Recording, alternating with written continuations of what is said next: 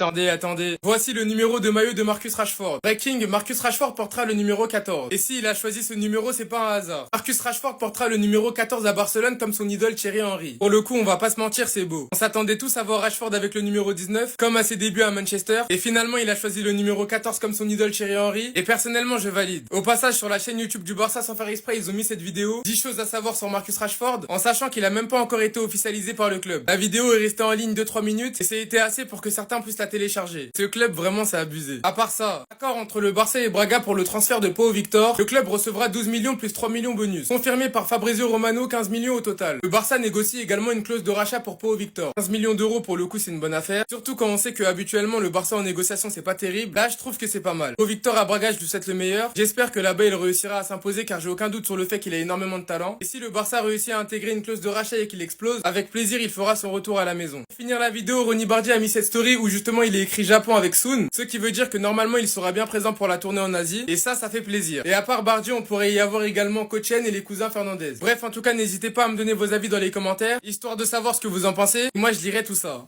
Adil Rami qui a senti la patate et qui est venu raconter sa vie sur Insta, comme quoi ses paroles ont été détournées. Il nous explique qu'insulter la mère de Yamal c'était une métaphore. Il explique aussi que selon lui, les récentes attitudes de Lamine Yamal laissent imaginer un avenir un peu bancal, si ça continue comme ça. Moi personnellement les gars, j'ai pris le temps de regarder la séquence de Adil Rami et il est indéfendable. Indéfendable. Il commence en disant qu'il s'en fout des pro Lamine Yamal, tout ça, des Barcelonais, il en a rien à faire. Et après il crache tout son venin. Il n'y a aucun mot qui a été mal interprété. Il explique qu'il comprend pas pourquoi Lamine Yamal il fait des fêtes déjà à son âge, alors qu'il a juste fêté son anniversaire. Il explique qu'il comprend pas la poignée de main qu'il y a eu entre Lamine Yamal et CR7, en faisant tout un plat. Comme s'il ne savait pas ça faisait quoi de perdre. Puis ensuite, il explique qu'il n'a pas compris les déclarations de Lamine Yamal envers CR7. La déclaration d'avant-match où Lamine Yamal expliquait qu'en gros, il allait gagner contre le Portugal. Puis ensuite, dans son live, il comprend pas le fait que Lamine Yamal ait le pantalon baissé. Chacun est libre de faire ce qu'il veut, il a bien deux traits dans le sourcil. Moi, personnellement, ce que j'ai trouvé dommage, les gars, avec Adil Rami, c'est que c'est une personne qui a l'air plutôt d'être ouvert d'esprit, de ne pas aimer ceux qui jugent. Ça a l'air d'être quelqu'un qui n'a pas peur du regard des gens. Mais en jugeant Lamine Yamal de cette manière, il se décrédibilise totalement. Parce qu'il est en train de faire ce que lui-même déteste. Et pour moi, il n'y a rien qui a mal été interprété, parce que toutes les séquences sont disponibles sur Internet. C'est juste lui qui a raconté de la merde de A à Z. Ceux qui gèrent les réseaux du Barça, vous êtes nuls. Vous êtes très très nuls. Vous êtes zéro. Comment vous avez fait pour poster cette vidéo avant l'annonce officielle du joueur? Vous la postez accidentellement. Vous êtes nuls, vous êtes zéro, vous êtes bidon. La vidéo de Rashford qui fait partie du rituel habituel de l'équipe sociale du Barça pour accueillir les nouveaux joueurs a été visible sur YouTube quelques minutes mais a été retirée par le club. Oui, car c'est une erreur. Et franchement, ceux qui gèrent les réseaux du Barça, vous êtes zéro, vous êtes nuls, vous êtes bidon, vous êtes zéro. Déjà que quelques images qui ont été effectuées dans un lieu privé du Barça ont réussi à leak sur la présentation de Marcus Rashford, on n'a rien dit. Déjà que Rashford et le Barça s'est fait depuis dimanche et que l'annonce se fait uniquement mercredi à 18 h, on n'a rien dit. On a d'ailleurs pu l'apercevoir même à l'entraînement juste ici. Mais là, réussir à faire leak 10 choses que vous devez savoir sur Rashford, alors qu'il a même pas encore été officialisé par le club, sur la page officielle du club, c'est de l'incompétence. Je suis désolé les gars, mais ça c'est de l'incompétence et du manque de professionnalisme. Enfin bref, on veut plus de gaffe. Déjà qu'il a reçu le feu vert pour pouvoir voyager avec l'équipe en pré-saison, on attend son officialisation à 18 h. Nous savons donc aussi qu'il y a une vidéo qui est déjà prête pour lui. Enfin bref, sinon vous les gars, vous en pensez quoi? Ramenez sur Snap, on s'ennuie. Vous doutez bien que le Barça doit faire de la place, donc Pau Victor est sur un départ pour Braga. Et franchement les gars, Pau Victor pré-saison été 2025, on t'oubliera pas. Pré-saison de Pau Victor été 2025, on t'oubliera pas.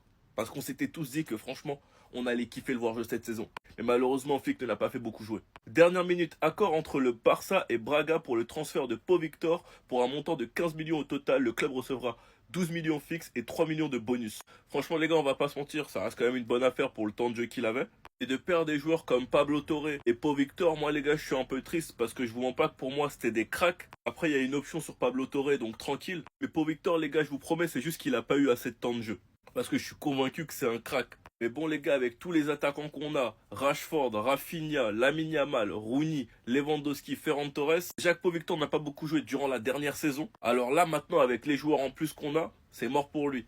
Donc le choix est tout à fait normal, on peut pas se permettre d'avoir un petit crack sur le banc et ne pas le faire jouer.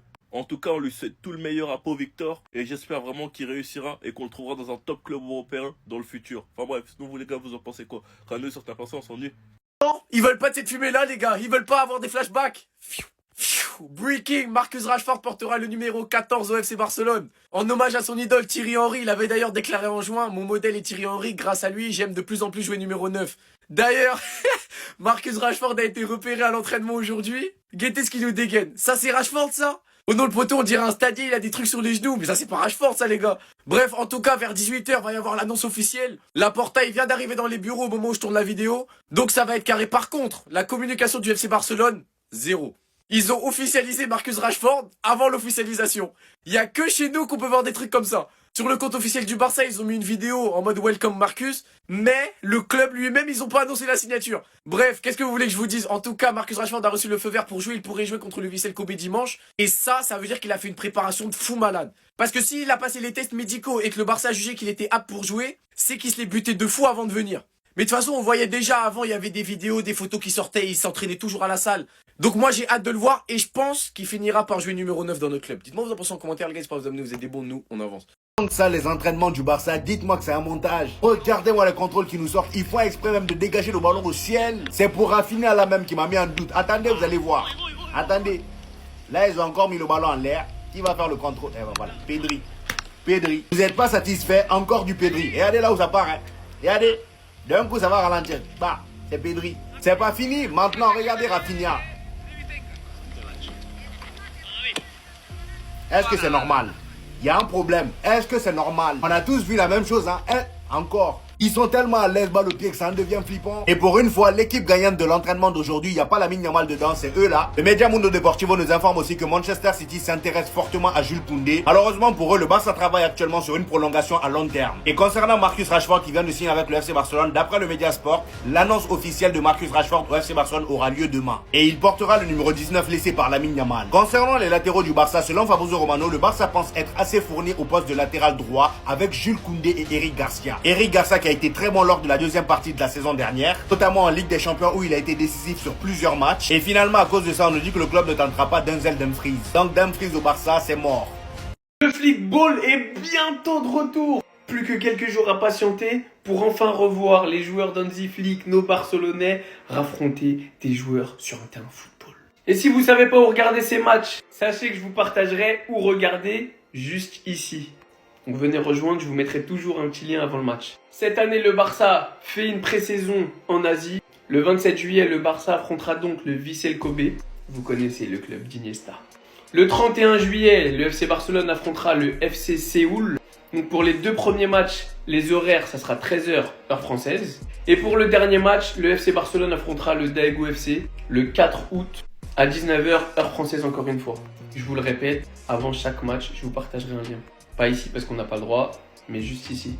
Et pour finir, le 10 août, le trophée Johan Gamper qui ne se déroulera pas au Camp Nou, vous êtes au courant, mais au stade Johan Cruyff, face à Com. Ce sera donc à 21h le 10 août, je vous le répète encore une fois.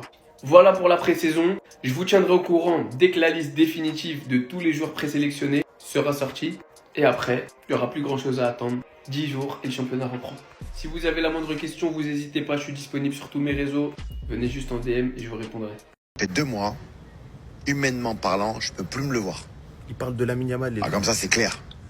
Je m'en bats les couilles, les gars. S'il y en a, ils sont pas contents, les fans du Barça, les fans de Lamine Yamal. J'ai rien à foutre. Je vous dis la vérité, footballistiquement parlant, rien à dire. Un crack, et certainement qu'il prendra des ballons d'or et des coupes d'Europe, est-ce que vous voulez. Humainement parlant, à nique ta mère. Oh là là là là. Ah, les gars, en fait, ce que Adil Rami vient de faire, c'est une dinguerie monumentale. Au-delà du fait qu'il parle d'un boug qui a peut-être plus de 13 ans de moins que lui, à la limite qu'elle insulte, on peut le cautionner. Mais insulter la daronne de Lamine Yamal, directement, tout en étant une personnalité publique qui a été dans le monde du sport professionnel pendant longtemps et qui pourrait même être amené à croiser Lamine Yamal, je trouve ça complètement dingue et très immature. Au-delà du fait aussi que ses propos ils sont inventés, il parle de spéculation sur Lamine Yamal sans même se renseigner si c'est vrai ou pas. Le fait d'insulter la daronne de Lamine Yamal lui fait perdre toute crédibilité possible et imaginable et est très décevant de la part d'un ancien joueur de foot professionnel. Ça veut dire au nom de tous les Barcelonais, Adil Rami va te faire enculer ta race. C'était Sejorinho du Brésil et dites-moi ce que vous pensez de tout ça. Bao. La photo.